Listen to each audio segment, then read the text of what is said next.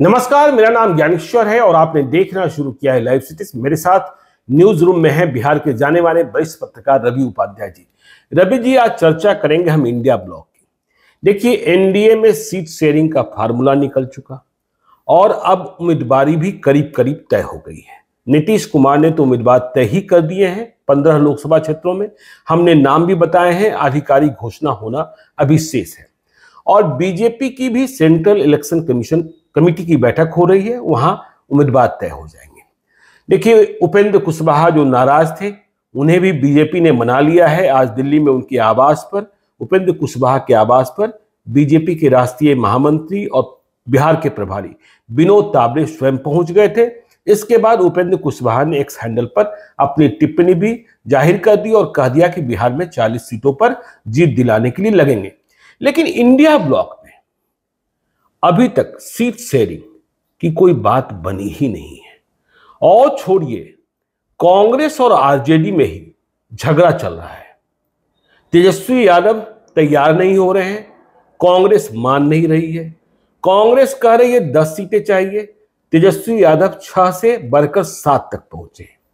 लेकिन जो खबरें आ रही हैं, देखिए 2019 में कांग्रेस ने 9 सीटों पर चुनाव लड़ा था। पटना साहिब, सासाराम, समस्तीपुर, पूर्णिया, सुपौल, वाल्मीकिनगर, मुंगेर, किशनगंज और कटिहार। एक सीट पर सफलता मिली थी, किशनगंज में डॉक्टर मोहम्मद जावेद चुनाव जीत गए थे। झगड़ा इतना बढ़ा हुआ है कि तेजस्वी यादव आरजेडी का कहना है कांग्रेस की ताकत क्या है। कांग्रेस कह रही है अरे आपकी ताकत क्या है, 2019 में आप तो नील बट्टा सन्नाटा हो गए, जीरो हो गए, हम तो एक सीट जीते भी जीते। तो कांग्रेस को जो सीटें देना चाहते हैं तेजस्वी यादव, वह सीटें लेने के लिए कांग्रेस तैयार नहीं है, क्योंकि कांग्रेस को मनपसंद सीटें नहीं मिल रही है। तेजस्वी यादव हारने वाली तय सीटें धकेल दे रहे हैं और सीटों की संख्या भी कम हो रही है। कैसे यह बात बनेगी, देखिए सीटों पर हम चर्चा करेंगे, कहां किस बात को लेकर पंगा है। देखिए, जो सीट जो अब तेजस्वी यादव या आरजेडी जो स्टीयरिंग सीट पर है, ड्राइविंग सीट पर है बिहार में ज्ञानेश्वर जी, तो डिसाइड उसी को करना है। लेकिन ऐसे में उसको बड़ा दिल दिखाना पड़ेगा, उदार बनना पड़ेगा, तभी जो सीट है, जो आप इंडिया ब्लॉक में या महागठबंधन बिहार में कह लीजिए, आपको दिखाई पड़ेगा कंफर्टेबल। अब वो हारने वाली सीट, जैसे मान लीजिए अब पटना साहिब दे रहे हैं, ये दे रहे हैं, तो उसे नहीं चलेगा। वो थोड़ा उदार बनिए, थोड़ा सा दिखाइए। जो सीट की अब बात कर रहे हैं, पटना साहिब तो वो कभी भी रहा ही नहीं है। इंडिया ब्लॉक के तरफ आप चलिएगा, देखिएगा, महागठबंधन तो वोट चढ़ता ही नहीं है यहाँ पे। तो वो शत्रुघ्न सिन्हा भी लड़कर देख लिए 2019 में। हाँ, सब लोग, तमाम लोग, शेखर सुमन जो इतने बड़े कलाकार हैं, वो भी पटना के हैं, उसी समाज से आते हैं जिस समाज से शत्रुघ्न सिन्हा। तो कहीं पर देखिए सब नहीं होने वाला है। थोड़ा सा बड़ा दिल दिखाइए, थोड़ा सा बड़ा करिए, तभी आपको ये जीत आपको लड़नी है। किससे लड़नी है यह भी आप देख लीजिए आपके सामने। नहीं तो आरजेडी कह रहा है कि कांग्रेस की ताकत क्या है, कांग्रेस के पास वोट क्या है। आप पटना साहिब लड़ लो, आप समस्तीपुर लड़ लो, आप नालंदा लड़ लो, ऐसी सीटें लड़ लो। लेकिन कांग्रेस चाहती है रवि जी कि हमें ऐसी सीटें चाहिए, किशनगंज लड़ लो, कि ऐसी सीटें चाहिए जहां हमारी संभावनाएं हैं, हमारे पास उम्मीदवार भी है। अब देखिए, यदि एक एक सीट की बात करें, कटिहार की सीट बिल्कुल लड़ाई फंसी हुई है और यह लड़ाई 3 तरफा है। देखिए, वहां से तारिक अनवर चुनाव लड़ते रहे, कांग्रेस के बड़े नेता हैं, वहां से सांसद भी रहे और जीत हार का अंतर 50,000 मतों का रहा है। लेकिन कांग्रेस कह रही है कटिहार हमें चाहिए, लेकिन आरजेडी कह रही है कटिहार नहीं देंगे तो नहीं देंगे। देखिए, ऐसे जबरदस्ती में नहीं होता है। कोई चीज बैठ करके आप बात करिए और सॉर्ट आउट करिए। अब कटिहार में देखिए 2014 में तारिक अनवर जीते थे, जेडीयू 2019 में जीती हुई है, और उसके बाद में कुछ ज्यादा का मार्जिन भी नहीं है, 50,000 मतों का। और देखिए, कांग्रेस को भरोसा है कि थोड़ा इनकम्बेंसी होगा। जो दुलालचंद गोस्वामी जिन्हें फिर से टिकट दिया जा रहा है, हम जीत सकते हैं। लेकिन तेजस्वी का कहना है कि हमने कमिट कर दिया है अशफाक अंसारी को। नहीं, देखिए, वो कमिट करने से नहीं होगा। थोड़ा सा देखना पड़ेगा कि अगर तारिक अनवर एक बड़े चेहरा है, बड़े कद्दावर नेता है और उनकी पैठ है वहां पर, और वो हमेशा रहते भी हैं क्षेत्र में, हमेशा वो समय देते हैं, इसमें ऐसा नहीं है, तो वो थोड़ा सा इनको। लेकिन अशफाक अंसारी स्थानीय हैं, कटिहार मेडिकल कॉलेज के संचालक हैं, मूल रूप से लोक जनशक्ति पार्टी से उन्होंने राजनीति शुरू की थी और देखिए राज्यसभा के सदस्य भी रहे और उन्हें विराम इसी बहाने दिया गया था कि आपको लोकसभा का चुनाव लड़ाया जाएगा। तो तेजस्वी यादव के सामने भी परेशानी है, अशफाक करीम को छोड़े, तारिक अनवर को ले, उधर देखिए माले कहता है कटिहार की सीट हमें भी दे दीजिए। वही हाँ पेच फंसा हुआ है जी, कटिहार अब माले को दिया जाए कि इनको दिया जाए कि, तो यह उसमें सबसे बड़ा बीच का रास्ता स्पेस यही है ज्ञानेश्वर जी कि तारिक अनवर को ही दे करके उसको जो विवाद है वहां पर समाप्त किया जाए। वो थोड़ा सा उदार बनना पड़ेगा कांग्रेस के लिए। कांग्रेस एक राष्ट्रीय पार्टी है, उसकी एक अलग पहचान, अलग इमेज, अलग छवि है और राष्ट्रीय पार्टी को ही आप इग्नोर कर दीजिएगा। आप खुद बोलते हैं कि ड्राइविंग सीट पर जिस स्टेट में जो है उसको करने दिया जाए इंडिया ब्लॉक में, महागठबंधन में भी जैसे उनको है, तो वो उस लिहाज से आप देखिए कि ड्राइविंग सीट पर यदि यहाँ पर आरजेडी है बिहार में तो वो उसको उदार पूर्वक उसको निर्णय लेना चाहिए। देखिए मैं आरजेडी में बात कर रहा था, उनकी परेशानी ये है कि हम कटिहार भी दे दें, किशनगंज भी दे दें, मुसलमान को लड़ाने वाली सीट उन्हें दे दें। नहीं, किशनगंज तो लगातार कांग्रेस के कब्जे में रही है और किशनगंज देने पर कोई आपत्ति नहीं है, लेकिन आरजेडी की सोच ये है कि हमें भी तो मुसलमान लड़ाना है। देखिए आज अली अशरफ फातमी ने इस बात का संकेत दे दिया जेडीयू से इस्तीफा देकर कि वे घर वापसी कर रहे हैं, आरजेडी में आ रहे हैं, मधुबनी से उम्मीदवार भी हो जाएंगे। बिल्कुल, लेकिन देखिए कहां अब शिवहर में लवली आनंद को जेडीयू ने टिकट थमा दिया और वहां जैसे ही किसी मुसलमान को देंगे तो ध्रुवीकरण हो जाएगा। तो इस कारण से देखिए शिवहर में चर्चा चल रही है रितु जायसवाल की, संजय गुप्ता की, या फिर बागी होकर आती हैं रमा देवी तो रमा देवी की। तो आरजेडी के सामने भी एक चुनौती है कि मुसलमान, उनकी पार्टी माई समीकरण के लिए जानी जाती है कि हम मुसलमानों की सीट कितनी कम कर दें। अररिया ठीक है लड़ा देंगे, चाहे सरफराज को लड़ाएं या शाहनवाज को लड़ाएं। तो कटिहार की सीट पर लोचा फंसा है। अब देखिए दूसरी सीट बेगूसराय कन्हैया कुमार बिहार आ गए हैं। कन्हैया कुमार ने 2019 में भी सीपीआई के टिकट पर चुनाव लड़ा था। कन्हैया कुमार फिर से लड़ना चाहते हैं और तेजस्वी यादव को और लालू यादव को कन्हैया कुमार मंजूर नहीं है। तो फिर होगा क्या? देखिए कन्हैया कुमार ज्ञानेश्वर जी मंजूर, देखिए नामंजूर की बात अलग है, लेकिन तेज तरार और उनकी एक अलग पहचान है, नेशनल इमेज है। हाँ, नेशनल इमेज है। और उसके बाद से दूसरी बात है कि वह वहां बेगूसराय के स्थानीय भी हैं, तो वो उन पर और जिस समाज की बात होती है उसी समाज से वो आते भी हैं। तो ऐसे में देखिए उस विकट परिस्थिति में पिछली बार का चुनाव आप देखिए जब सीपीआई से वो लड़े थे, सीपीआई का टिकट आरजेडी ने भी अपना उम्मीदवार दिया था, तो उसका मार्जिन आप दोनों को क्लब करके जोड़ करके देखिएगा तो वह कहीं ना कहीं गिरिराज सिंह जो आज वहां से सिटिंग एमपी हैं उनके लिए वह कंफर्टेबल विन नहीं कहा जाएगा। अगर यदि सीपीआई और आरजेडी की बात करेंगे, तनवीर हसन वहां से तो लड़े थे, तो ऐसे में दोनों का मार्जिन, दोनों का क्लब करिए जोड़िए, तो फिर भी गिरिराज सिंह जीत रहे थे। लेकिन कन्हैया कुमार देखिए अब क्या है, जो आरजेडी के समक्ष संकट ये है कि देखिए लेफ्ट को 4 सीटें देनी है, 3 सीटों की बात हो रही है माले के लिए और 1 सीट सीपीआई के लिए। अब सीपीआई बेगूसराय भी न लड़े, कन्हैया कुमार तो अब सीपीआई में है नहीं, बिल्कुल अब तो कांग्रेस में है। हाँ, कांग्रेस में है। तो देखिए जो खबरें आ रही है कि आरजेडी जो है बेगूसराय में अवधेश राय को यदि सीपीआई लड़ाए तो इसके लिए तैयार है, लेकिन कन्हैया कुमार मंजूर नहीं। क्या कन्हैया कुमार और तेजस्वी यादव दोनों युवा हैं, तेजस्वी यादव को कन्हैया कुमार से डर लगता है? देखिए सवाल है कि इतने तेज तर्रार कन्हैया कुमार हैं, सब और हाजिर जवाबी हैं वो।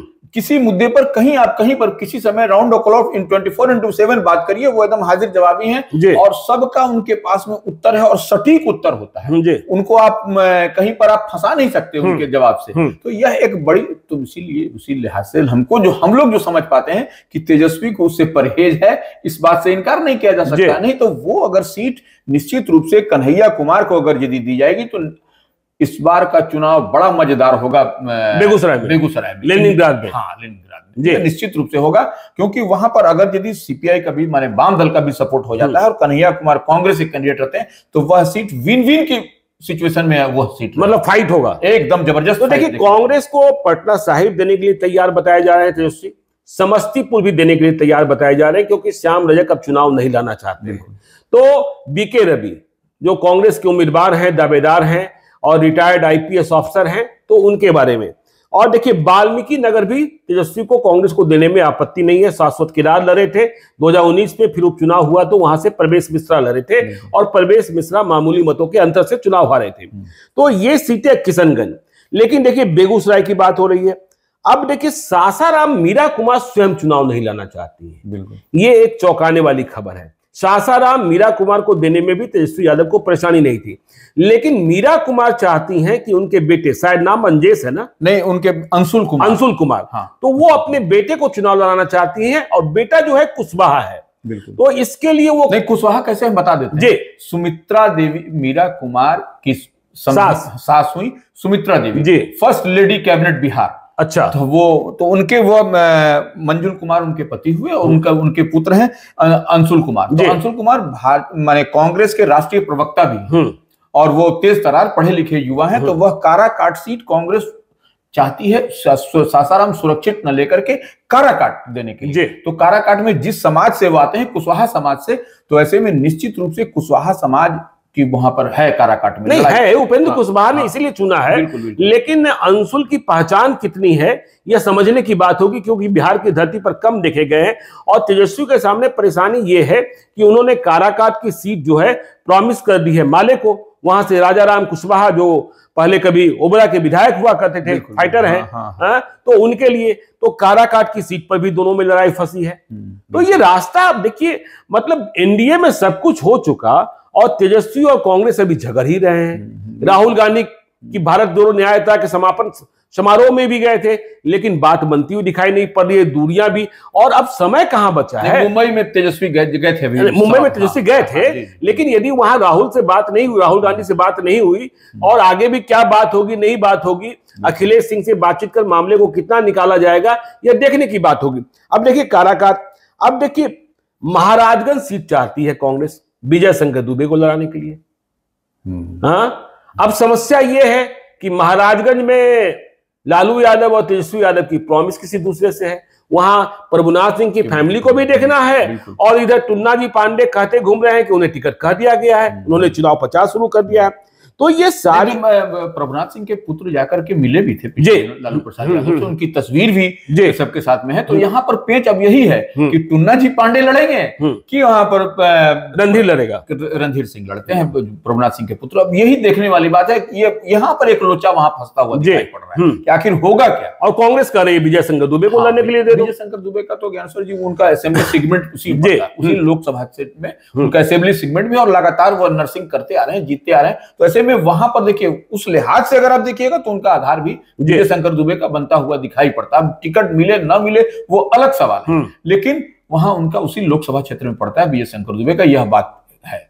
नहीं देखिए, अब परेशानी यह भी है ना कि भाई उधर के इलाके में आप किसी राजपूत को नहीं लड़ाएंगे, यह भी देखना होगा। एक संकट ये भी। अब देखिए खबर ये आ रही है कि नालंदा सीट, जानते ही हैं नालंदा में जितना कितना कठिन है महागठबंधन के लिए, जब नीतीश कुमार एनडीए में हो, जिस तरीके से पटना साहिब उसी तरीके से नालंदा। नहीं वही आप याद करिए ना कि उस बार जो है सो नालंदा में 2 ही सीट जब नीतीश कुमार अपने बल 2014 में, तो एक पूर्णिया और एक नालंदा, लेकिन बहुत मुश्किल से जीते थे। बहुत मुश्किल से जीते थे। वहां ट्रायंगुलर फाइट हो गया था, डॉक्टर सत्यानंद शर्मा, आशीष रंजन सिन्हा और कौशलेंद्र कुमार। तो नालंदा सीट देने के लिए तैयार है। नालंदा में कांग्रेस के पास उम्मीदवार हैं दिलीप कुमार, अब उन पर कितना भरोसा, लेकिन नालंदा सीट कांग्रेस को आरजेडी दे देने के लिए तैयार है। अब देखिए जहां सवाल फंस रहा है, नवादा की सीट चाहते हैं कांग्रेस, अखिलेश सिंह, क्योंकि आपने पिछले दिनों देखा ही कि नीतू सिंह जो है वह बीजेपी में जाते जाते बची, हिसुआ की विधायक हैं, और उन्होंने यह भी कहा था कि यदि एनडीए मुझे नवादा लड़ने के लिए कह दे तो मैं चली जाऊंगी। बिल्कुल। तो उन्हें रोका गया और कहा गया कि आपको चुनाव लड़ाया जाएगा। लेकिन नवादा में अब आरजेडी ने प्रॉमिस कर रखा है, और आरजेडी के साथ एक मजबूरी यह है कि राजबल्लभ यादव की फैमिली से बाहर नहीं निकल पाती है, टिकट अशोक यादव को या विनोद यादव को। इधर एक और जानकारी आ रही है कि इस बार आरजेडी ने यह फैसला किया है कि हमें कुशवाहा वोट बैंक को साधना है, तो श्रवण कुशवाहा की चर्चा भी नवादा से, ताकि कुशवाहा, मुस्लिम, यादव, यदि ये समीकरण मिल जाए और अशोक महतो को जिस तरीके से लड़ाने के लिए मुंगेर ले जाया जा रहा है, तो अशोक महतो के समर्थक जो उसे हीरो मानते हैं, तो अब नवादा की सीट कैसे छोड़ दें। अब देखिए जो सबसे बड़ी सीट को लेकर लोचा फंसा हुआ है वह है पप्पू यादव की सीट, पूर्णिया। कांग्रेस इस बात के लिए तैयार है कि पप्पू यादव को लड़ाना है, लेकिन तेजस्वी यादव सीट को लेकर कंफ्यूज है। पूर्णिया की सीट जहां पप्पू यादव प्रणाम पूर्णिया कार्यक्रम चला रहे हैं, अभी पिछले दिनों उन्होंने इतनी बड़ी रैली की थी, बिल्कुल अपने बलबूते। हाँ, अपने बलबूते, और वे इस बात पर आमादा हैं कि हम पूर्णिया ही लड़ेंगे। लेकिन तेजस्वी यादव चाहते हैं कि मधेपुरा में उम्मीदवार नहीं मिल रहा है, चंद्रशेखर कितना लड़ लेंगे, सुपौल में उम्मीदवार नहीं मिल रहा है, तो पप्पू यादव को मनपसंद सीट कांग्रेस दिलाना चाहती है, लेकिन तेजस्वी यादव देंगे क्या? नहीं, देखिए वही हम बता रहे हैं जी। अब पप्पू यादव की जहां तक बात है, वहां पर अपने बलबूते उन्होंने सिद्ध किया है, कई अवसरों पर, कई मौकों पर सिद्ध किया। तो ऐसे में, और वहां निर्दलीय जीते हैं, समाजवादी पार्टी से जीते हैं, और जब वे जेल में थे तो उनकी मां को 2.25 लाख वोट आया था। नहीं, वही कह रहे हैं, पप्पू यादव को किसी किसी सीट पर रिजिड होने की आवश्यकता नहीं है। पप्पू यादव के लिए जब कांग्रेस तैयार है, तो ऐसे में तेजस्वी को इसमें कोई आपत्ति नहीं होनी चाहिए कि वो जब कांग्रेस के कोटे से, आप कांग्रेस के कोटे से पूर्णिया देकर के आप दीजिए, वो सीट निकलती हुई दिखाई पड़ रही है, तो उसमें जो सीट आपके पाले में है, जब आप चाह रहे हैं कि बड़ा अचीव करना, बड़ा गोल दागना, तो पप्पू यादव को दीजिए, वहां से सीट आपके झोले में आ रही है, तो ये सबसे बड़ी बात होगी ना। इस ऐसी परिस्थिति में निश्चित रूप से इंडिया अलायंस कह लीजिए, महागठबंधन कह लीजिए, तेजस्वी को बड़ा दिल दिखा करके पूर्णिया सीट पप्पू यादव को देना चाहिए, और देनी ही हो पड़ेगी उनको, देनी तो नहीं दे मिलने की स्थिति में वह सीट उनके हाथ से चली जाएगी, क्योंकि पप्पू यादव तो लड़ेंगे ही लड़ेंगे, हाँ, तो सीट चली जाएगी जी। वो अब सीट चली जाएगी तो वो उनके जो उम्मीदवार होंगे, यह जमानत बचा पाएंगे कि नहीं, यह भी एक सवाल होगा ज्ञानेश्वर जी। जमानत बचा पाएंगे निश्चित रूप से। तो अब देखिए पप्पू यादव का घर घर में पैठ है जी, घर घर में क्या, और हर वर्ग में, नॉट ओनली इन यादव वर्ग, each and every caste and creed से ऊपर उठ करके वह मदद करते हैं पूर्णिया में जी। तो वो ऐसे में पप्पू यादव की जीत 100% वहां सुनिश्चित है। आप लाख कह लीजिए इधर उधर की बात, घालमेल हुलुक बुलुक, लेकिन वहां नहीं होने वाला एकदम। नहीं तो ये हुलुक बुलुक कब खत्म होगा? देखिए एनडीए तो आगे बढ़ चुका है, तो चुनाव 50 शुरू हो जाएगा, नीतीश कुमार जब दिल्ली से लौटेंगे तो ये आपस में कब तक झगड़ा करते रहेंगे और कब तक तालमेल की बात चलती रहेगी, कब सीट शेयरिंग की घोषणा होगी रवि जी? देखिए यही पेंच जो है सो फिर जो है सो हम आपको बात कहेंगे, पिछली बार भी जो इसी तरह से लोग फंसा देता है सब काम। और ऐसे में अगर यदि बड़ा टारगेट अचीव करना है, तो कुछ कुछ सीटों को, जो चिन्हित सीट है, जैसे पूर्णिया की आप बात कर रहे हैं, तो पूर्णिया पर भाई उसमें दे दीजिए उनको, जो अब कैंडिडेट का आप देख लीजिए क्या रिकॉर्ड है। नहीं है तो आप अपना आदमी भेज करके सर्वे करा लीजिए, अपने आदमी से वहां फीडबैक ले लीजिए कि क्या पप्पू यादव, राजेश रंजन और पप्पू यादव को वहां फीड है। अगर यदि फीड पॉजिटिव है तो आप उसको टिकट दीजिए, यही ना पारा। और आपके पास दूसरा कोई उम्मीदवार भी नहीं दिख रहा है, और यही चुनाव में टिकट देने का यही तरीका भी होता है, और दूसरा कोई तरीका नहीं है। तराजू पर तोलने का तरीका यही है कि आप देखिए कि आपके पास में क्या फीड मिल रहा है, क्या आ रहा है। और भारतीय जनता पार्टी यही ना करती है कि 3 बार 4 बार सर्वे कराई, देख ली कि नहीं ठीक है, तो उसको यहां तक कि सैंपल भी लौटा दे रही भारतीय जनता पार्टी। और आपके पास तो सारा कुछ है, सामने दिख रहा है, ट्रांसपेरेंट है, और सब आप जान रहे हैं। सिंबल तो अभी देखा ना आपने, पवन सिंह का सिंबल कैसे वापस लिया गया, कि जैसे ही बवाल शुरू हुआ बंगाली माल, तो सिंबल वापस ले लिया गया। तो यहां तो आपको अब समय कहां है, अब तो कल से और नामांकन की प्रक्रिया शुरू हो जाएगी पहले चरण के लिए, और आपके लिए आपने सीट शेयरिंग ही नहीं की है।